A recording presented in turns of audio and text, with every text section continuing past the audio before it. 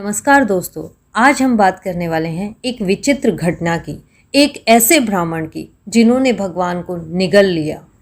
कैसे जानते हैं हम इस कथा के द्वारा। जैसा कि हम सब जानते हैं, जब धरती पर किसी जीव का जन्म होता है, विधाता उसका भाग्य रच देते हैं, उसका भाग्य लिख देते हैं। इसी प्रकार एक गरीब ब्राह्मण को दंडित करने के लिए एक अनोखी बात लिखी। विधाता ने उनके भाग्य में लिखा कि वो कभी भी भरपेट खाना नहीं खा सकेगा। जैसे ही उसका आधा पेट भरेगा, उसे खाना छोड़ना ही पड़ेगा। एक दिन उस ब्राह्मण को राजा के यहाँ खाने का निमंत्रण मिला। उसके दिल की कली कली खिल गई। पत्नी से कहने लगा, आधे पेट से अधिक भात मैं आज तक नहीं खा सका। शक्कर खाने का आनंद कैसा होता है मैं जान ही नहीं पाया। आज सौभाग्य से मुझे राजा के यहाँ से न्योता मिला है, पर मैं जाऊँ कैसे? मेरे कपड़े तो फटे और मैले हैं।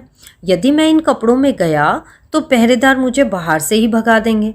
पत्नी ने कहा, चिंता मत करो, मैं तुम्हारे कपड़ों की मरम्मत कर दूंगी, धो दूंगी।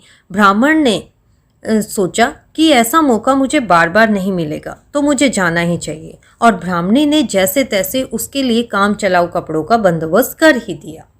वह काफ़ी देर से राजमहल पहुंचा। जब वह ब्राह्मण पहुंचा, दिन ढलने लगा था, रात होने लगी थी, लेकिन फिर भी उसका राजमहल में राजसी स्वागत हुआ। उसके सामने भांति भांति पकवान परोसे गए। उसने सोचा, आज मौका मिला है, ठूस ठूस कर जितना हो सकता है खा ही लेता हूँ।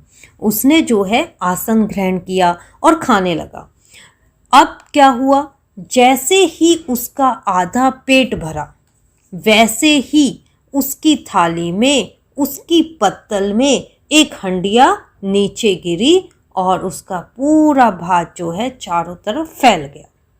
वह तुरंत हाथ मुंह धोकर राजा के पास गया। राजा ने ब्राह्मण को आदर से बैठाया और पूछा, ठाकुर खाना कैसा था, ठीक से खाया कि नहीं? ब्राह्मण ने उत्तर दिया, महाराज आपके सेवकों ने मेरी बहुत सेवा की, परंतु जिसके भाग्य में लिखा ही ना हो कि वह भरपेट भोजन कर सके, तो वह कैसे खा सकता है? राजा को आश्चर्य हुआ। उन्होंने पूछा, क्यों, ऐसा आप क्यों कह रहे हैं? महाराज, जब मैं खाना खा रहा था तो छीके से हांडी नीचे गिरी और मेरा भात खराब हो गया। राजा आग बबूला हो गया। उसने अपने सेवकों को बुलाया और डांटा। ब्राह्मण से कहा, महाराज आज आप यहीं विश्राम करें, कल ताज़ा खाना बनाकर मैं अपने हाथों से आपको खिलाऊंगा। सो ब्राह्मण उस रात वहीं रुक गया। सवेरे राजा ने अपनी देखरेख में खाना बनवाया और कुछ पकवान स्वयं भी बनाए और ब्राह्मण को भोजन परोसा। विशाल भोजनालय में ऐसा कुछ नहीं था जो खाना खराब कर सके। ब्राह्मण ने हर चीज को अच्छी तरह से अवलोकन किया और राजा के आतिथ्य से बहुत प्रसन्न हुआ और निश्चिंत होकर भोजन करने बैठा। लेकिन जब आधा भोजन हुआ, तभी विधाता ने देखा कि अब उसे रोकना होगा, पर कैसे? विधाता को कुछ समझ नहीं आया। सो उसने एक सुनहरे मेंढक को वहां पर भेज दिया, जो कि एक विधाता का ही स्वरूप था। ब्राह्मण की पत्तल के पास गया और भात में गिर गया। ब्राह्मण खाने में इतना मग्न था कि उसे दूसरी बात का ध्यान ही नहीं था। वह भात, मेंढक और सब कुछ चट कर गया। ब्राह्मण भोजन कर चुका था तो राजा ने पूछा, अब बोलो ठाकुर, आज तो तृप्ति हुई? ब्राह्मण ने उत्तर दिया, हुई महाराज, ऐसी तृप्ति जो मुझे जीवन में कभी नहीं हुई। यह कहकर उसने राजा से जाने की आज्ञा मांगी। दानी राजा ने भेंट और दक्षिणा देकर उसे घर के लिए रवाना कर दिया। घर लौटते समय वह जंगल से गुजर रहा था कि अचानक उसे एक आवाज़ सुनाई दी, ब्राह्मण मुझे जाने दो, ब्राह्मण मुझे जाने दो। उसने चारों तरफ देखा, पर उसे कोई नजर नहीं आया।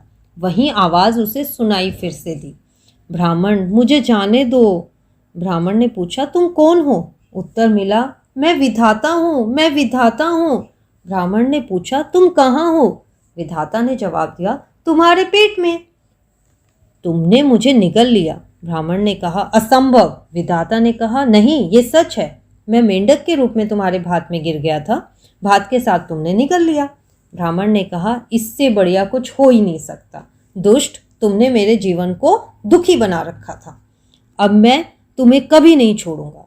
मैं अपना मुंह कसकर बंद कर लूंगा। विधाता ने कांपती आवाज से कहा, ब्राह्मण मुझे छोड़ दो, मेरा दम घुट रहा है। पर ब्राह्मण ने उसकी एक बात नहीं सुनी और तेज तेज चलने लगा। घर पहुंचकर उसने पत्नी से कहा, फटाफट हुक्का तैयार कर लो और एक लाठी भी लेते आना। पंडिताइन झट से हुक्का भर लाई और लाठी भी लेकर खड़ी हो गई। ब्राह्मण ने बैठकर हुक्के की नली मुंह में लगाई और एक के बाद एक लंबे लंबे कश खींचने लगा। धुएं से विधाता का हाल और बुरा हो गया, पर ब्राह्मण ने उसकी गुहार पर अनसुना। तीनों लोक में अफरा तफरी मच गई। विधाता के बिना ब्रह्मांड को नियंत्रित कौन करता? ब्रह्मांड के नष्ट होने का अंदेशा उत्पन्न हो गया। देवताओं की आपातकालीन बैठक हुई। उन्होंने निर्णय लिया कि उनमें से कोई ब्राह्मण के पास जाए, पर कौन? सबकी यह राय बनी कि लक्ष्मी जी को जाना चाहिए। लक्ष्मी जी ने कहा, यदि मैं ब्राह्मण के पास गई तो वापस नहीं आ सकूंगी। पर सबने हाथ जोड़कर याचना की और उसे मानना ही पड़ा। जब वह ब्राह्मण को पता चला धन की देवी लक्ष्मी उसके पास आई है, उसके घर आई है, तो उन्होंने बहुत सम्मान दिया, उससे बैठने के लिए आसन दिया और एक निर्धन व्यक्ति के यहाँ आने का कारण पूछा। लक्ष्मी जी ने कहा, ठाकुर, तुम्हें विधाता को बंदी बनाया है, उसे छोड़ दो, नहीं तो सारी सृष्टि नष्ट हो जाएगी। ब्राह्मण ने पत्नी से कहा, जरा लाठी देना, फिर मैं दिखाता हूँ कि इस सौभाग्य की देवी की मैं कैसे दुर्गति करता हूँ। जन्म से लेकर आज तक यह कभी मेरे पास नहीं फटकी। बुरे भाग्य के अतिरिक्त मेरे पास कुछ भी नहीं रहा और अब यह मेरे पास आई है। यह लक्ष्मी, देखो जरा। यह सुनकर भय से पीली लक्ष्मी अदृश्य हो गई। आज से पहले इतने युगों में भी उसने किसी से ऐसी बात नहीं की थी। लौटकर उसने देवताओं को सारी बात बताई। फिर हड़बड़ी में विचार विमर्श हुआ कि इस बार विद्या की देवी सरस्वती को भेजना चाहिए। सरस्वती ने ब्राह्मण के द्वार पर जाकर जोर से कहा, ब्राह्मण, क्या तुम घर पर हो? ब्राह्मण, क्या तुम घर पर हो? उसे प्रणाम करके ब्राह्मण ने कहा, माँ सरस्वती, एक निर्धन ब्राह्मण के यहाँ आप कैसे? ठाकुर, ब्रह्मांड खंड खंड होने की कगार पर है। विधाता को छोड़ दो, वह लाल अंगार हो गया है।